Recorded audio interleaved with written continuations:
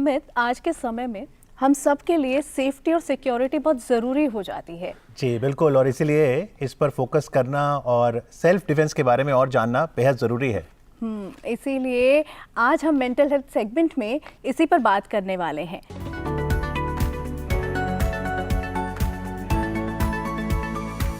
चलिए mental health segment में जानने का प्रयास करते हैं कि सेल्फ डिफेंस से जुड़ी साइकोलॉजी आखिरकार है क्या। यहाँ स्टूडियोज में स्वागत करना चाहेंगे डॉक्टर सुजाता सतपथी जी का। गुड मॉर्निंग डॉक्टर साहब। Good morning. Professor clinical psychology, department of psychiatry, AIIMS से।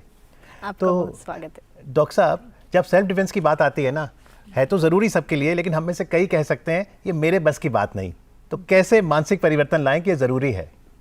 सबसे पहले तो ये जो सेल्फ डिफेंस आप बोल रहे हो ना, ये एक स्टेट ऑफ माइंड है, राइट, जो कि इस विश्वास से शुरू होता है कि मैं कर सकती हूँ and I am worthy of doing this, so I am capable of defending myself. So ये जो विश्वास है ना, ट्रेनिंग की शुरू होते ही ये शुरू हो जाता है। And the number of days आप ट्रेन करते हो बच्चों को, तो उसी दौरान ये विश्वास जो है ताकतवर भी होती है। एंड ये विश्वास जैसे ही बढ़ती जाती है तो उसमें जो सेल्फ डिफेंस की जो भावना है और जो अपने आप में कंट्रोल है और जो सराउंडिंग की कंट्रोल है, सो ये जो विश्वास बढ़ती है तो स्टेट ऑफ माइंड भी एक्सपांड होती है और वो इंस्टिल हो जाता है। लेकिन इसमें अगर महिलाओं की बात करें तो अक्सर ऐसा देखा जाता है कि बचपन से हमको ऐसा समझाया जाता है, हमें बता दिया जाता है कि आप वीक हैं, आप कमज़ोर हैं, आप फूल जैसे हैं। तो उस केस में हम तो मेंटली अपने आप को समझने लगे कि हम वीक हैं, हम अपने आप को कैसे प्रोटेक्ट करेंगे, तो क्या किया जाए? ये भी एक स्टेट ऑफ माइंड जो बाहर जो हमारे आसपास के लोग हैं हमारे दिमाग में डालते हैं। तो ये जो सेल्फ डिफेंस है ये उसी के एंटीडोट है। सो जैसे ही हम शुरू करते हैं अर्ली स्टेज में और रेगुलर सेल्फ डिफेंस ट्रेनिंग करते हैं, सो ये जो स्टेट ऑफ माइंड है ये बदल के उसमें रिप्लेसमेंट होती है कि I am worthy of defending myself. So मेरी कंट्रोल मेरी हाथ में है। ये जो विश्वास है ये उसको अपने आप में चेंज करेगा। जी बहुत खूब। यहाँ डॉक्टर सुजाता ने कहा कि जो मेरा कंट्रोल है जीवन का वो मेरे हाथ में है। सेल्फ लव कहिए, सेल्फ डिसिप्लिन कहिए या फिर सेल्फ डिफेंस कहिए। और इस दिशा में एक व्यक्ति जिन्होंने बहुत सराहनीय कंट्रीब्यूशन दिया है उनके बारे में ज़रूर जानेंगे, क्योंकि चाहे स्कूल हो या कॉलेज, यूनिवर्सिटी हो, होटल, हॉस्पिटल, कोई भी संस्थान, अब तक उन्होंने 9 लाख से ज़्यादा लोगों को सेल्फ डिफेंस की ट्रेनिंग दी है। आप दिल्ली पुलिस में सब इंस्पेक्टर हैं। आपकी सेवाओं के लिए आपको प्रेसिडेंट पुलिस मेडल से सम्मानित किया गया है। और जानते हैं उनको किस नाम से पुकारा जाता है? लेडी सिंघम। आपका बहुत स्वागत है हमारे शो। जय हिंद। नमस्कार। किरण जी, यहाँ पर हम अभी साइकोलॉजी की बात कर रहे थे, सेल्फ डिफेंस की बात कर रहे थे, उस पर हम बात करेंगे, लेकिन पहले ये समझना बहुत ज़रूरी है कि सेल्फ डिफेंस है क्या। जैसे आप इसको इंग्लिश में बोल रहे हैं सेल्फ डिफेंस, यानी अपनी रक्षा करना। और अपनी रक्षा कभी भी मुसीबत आने पर आप अपनी रक्षा खुद करें बिना किसी की मदद के। तो इसमें ऐसा नहीं है कि सिर्फ हाथ पैर चलाने की बात है, आप उन्हें मेंटली अलर्ट, सिचुएशनल अवेयरनेस भी सिखाते हैं। यस, क्योंकि आपने देखा होगा कि जब हम सेल्फ डिफेंस की ट्रेनिंग ले लेते हैं, समझ लीजिए आपको आज एक बंदूक का लाइसेंस मिला और आपको पता है कि मेरे पास पिस्टल है, मगर आप उसको अगर चला नहीं पा रहे, आपके अंदर कॉन्फिडेंस नहीं है, तो आप कुछ नहीं सीख सकते। तो ये जो स्टेट ऑफ माइंड की बात कर रही थी डॉक्टर सुजाता, हाँ, ये परिवर्तन कैसे लाते हो आप कि अगर मैंने कोई दाव पे सीख भी लिए या मैं मेंटली स्ट्रांग हूँ पर मेरा कॉन्फिडेंस नहीं था, क्या सेल्फ डिफेंस की ट्रेनिंग के बाद कॉन्फिडेंस लौट आएगा?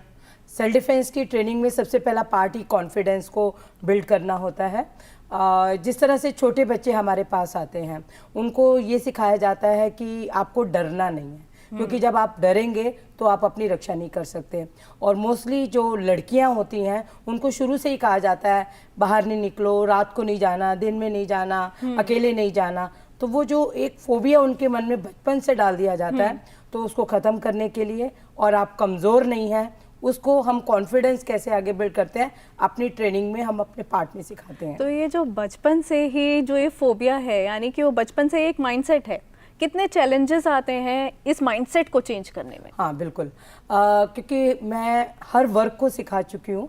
तो अगर हम बच्चों से लें तो छोटे बच्चों में सबसे ज़्यादा ये रहता है कि माँ बाप कहते हैं कि किसी अनजान आदमी से कुछ लेना नहीं, कुछ खाना नहीं, तो वो बच्चे थोड़ी देर में भूल जाते हैं इन चीज़ों को।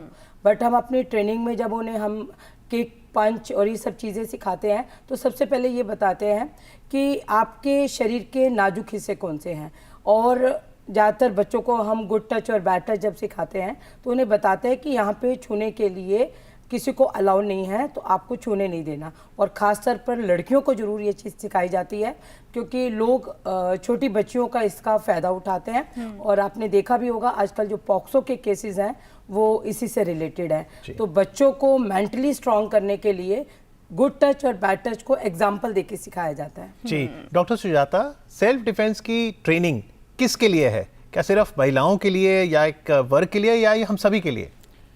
मुझे जहाँ तक लगता है ये सभी के लिए होना जरूरी है। बट अगर सभी के लिए हमारे संसाधन कम है तो लड़कियों को तो जरूर ही शिक्षा देनी चाहिए।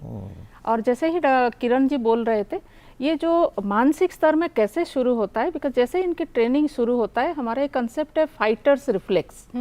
जो फाइट करने का रिफ्लेक्स है वो एक्टिवेट हो जाता है। सो जब वो एक्टिवेट हो जाता है तो हमारे रिएक्शन टाइम जो है वो बढ़ जाता है, वो क्विक हो जाता है। सो जैसे ही किसने गलत तरीके से टच किया तो हमारी बॉडी रिफ्लेक्स से ही रिएक्शन टाइम क्योंकि बढ़ा हुआ है, सो रिफ्लेक्स भी बढ़ा हुआ है, सो फट से रिएक्ट करती है।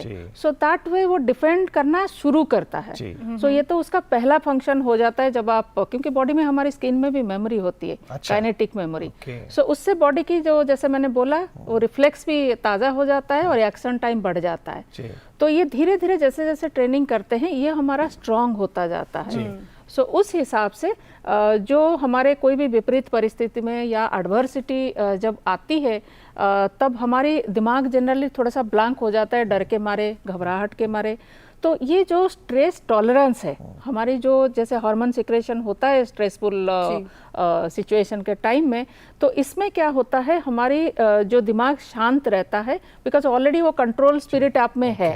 सो आपकी दिमाग फोकस रहता है, शांत रहता है, फोकस भी रहता है। सो जब फोकस रहता है और शांत रहता है दोनों मिल